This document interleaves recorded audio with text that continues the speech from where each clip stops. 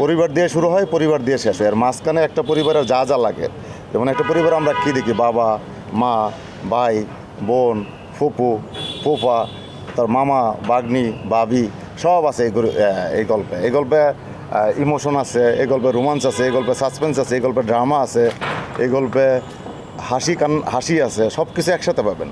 মানে সম্পর্কের গল্পে যা যা লাগে, একটা পরিবারের বাসায় যা যা আছে সব আছে। এবং এমন না যে দেখলে বোরিং লাগবে, আপনাকে একটা সিকোয়েন্স দেখার পরের সিকোয়েন্সের জন্য ওয়েট করতে হবে। পরিচিত গল্প, জীবনটাই পরিচিত, আমাদের আশেপাশের প্রতিটা জিনিসই পরিচিত, সেটাকে নতুন করে প্রেজেন্ট করা আর কি, আর কিছু নতুন কিছু না। এগুলো দেখা গল্প, এগুলো দেখলে আমার কাছে আমার বিশ্বাস যে যারা পরিবার বিশ্বাস করে সবাই বিশ্বাস করবে গল্পটা, সবাই ক্যারেক্টারগুলোর সাথে কানেক্ট করবে। এখানে যারা অ্যাক্টিং করছে, ধরো আমি যদি বলি মনিরা মিঠু আপার অ্যাক্টিং দেখলে সবাই বিশ্বাস করে এরকম মা আছে পরিবারে, এরকম বাবা পরিবারে আছে, এরকম একটা ভাবি পরিবারে আছে, এরকম একটা ফুপুদেরকে বলা হয় রক্তের সম্পর্ক। ফুপুরা সবচেয়ে বাইরের ছেলেদেরকে খুব আদর করে, ওরা অপরাধ করলে মাফ করে দেয়।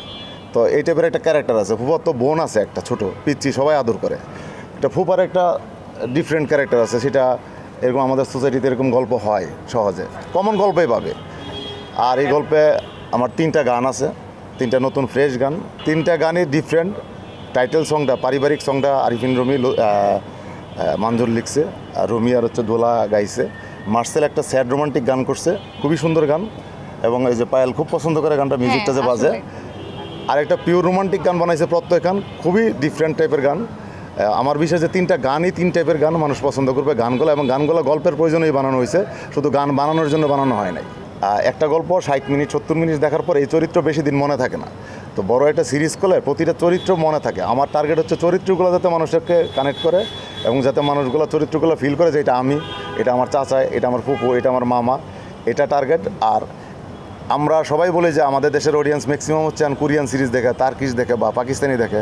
তা আমার হঠাৎ মনে হলো যে এত মানুষ এদের সিরিজ কেন দেখে, মানে এদের সিরিজগুলো কেন দেখে, সেটা থেকে চিন্তা করে আমি সিরিজটা বানানো, যে আমি যদি এই অডিয়েন্সকে টার্গেট করতে পারি তাইলে হয়তো বা আমাদের দেশের মানুষ সিরিজ দেখার প্র্যাকটিস শুরু করবে। আমি চাই দর্শক আবার সিরিজে ফেরত আসুক, সবাই সিরিজ বানাক, চরিত্রগুলো বেঁচে থাকুক। আমাদের দেশের সিরিজগুলো মানুষ দেখে না, কারণ না দেখার অনেকগুলো কারণ আছে। বাজেট থাকে না, যেই টাকা দেওয়া হয়, যারা চরিত্র করার মতো যারা অভিনেতা তাদেরকে কাস্ট করার ক্ষমতা থাকে না প্রডিউসার বা ডিরেক্টরের, সেই ধরনের বাজেট না থাকার কারণে। আমি এটা ধরেই নিয়েছি, এটা আমার ইনকামের চেয়ে বড় জিনিস হচ্ছে আমি এই গল্পটা বানানোর জন্য যতটুকু সাপোর্ট লাগে সেটার জন্য আমি একটা স্পন্সর কোম্পানির কাছে গেছি, ওদেরকে প্রপোজ করছি যে আমি এরকম একটা সিরিজ বানাতে চাই। যেহেতু আপনারা সবাই খালি বারবার বলেন তার্কিশ বা পাকিস্তানি সিরিজ বা কোরিয়ান সিরিজ, আমাকে সাপোর্ট করতে, ওরা সাপোর্ট করছে। একটা চ্যানেলকে পার্টনার হিসেবে নিয়েছি, চ্যানেল আই, ইউনিলিভার আমার সাপোর্ট করছে। এই হিসাবে বড় বাজেট করে আমি একসাথে করার প্ল্যানটা করছি, যাতে মানুষ গল্পটা দেখতে পারে। প্ল্যান নভেম্বরের 2 তারিখ থেকে 1 ইয়ার করার, বাকিটা এর মধ্যে জানাই দিব সবাইকে। এটা শহরের পরিবার, মধ্যবিত্ত পরিবার। এখানে মধ্যবিত্ত পরিবার আছে, উচ্চ মধ্যবিত্তও আছে। আর শুটিং হচ্ছে 30% ডান। আমি এই গল্পের লাস্ট সিকোয়েন্স আমি জানি, সো শেষ দৃশ্যটা আমার পুরো সেট আপ করা আছে। ওর আগ পর্যন্ত যা হবে তাই শ্যুট হবে। মানে এবং কোনো বাড়তি কোনো সিকোয়েন্স থাকবে না যে সিকোয়েন্সটা গল্প শুধু খালি ডিউরেশন বাড়াবো বা মানুষ দেখবে, কোনো কারণ নাই। গল্প ছাড়া কোনো সিকোয়েন্স নাই।